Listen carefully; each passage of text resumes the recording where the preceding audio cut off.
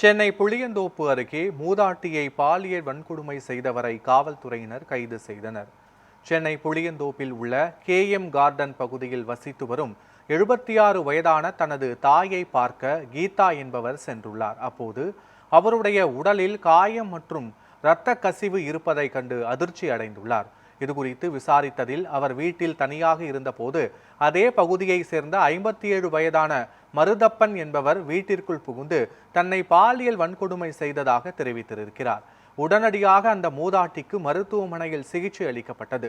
இதையடுத்து காவல் நிலையத்தில் மூதாட்டி அளித்த புகாரின் பேரில் போலீசார் வழக்கு பதிவு செய்து விசாரணை மேற்கொண்டு மருதப்பனை கைது செய்தனர். இந்த சம்பவம் அந்த பகுதி மக்களிடையே பெரும் பதற்றத்தையும் பாதுகாப்பு குறித்த கவலையையும் எழுப்பியுள்ளது.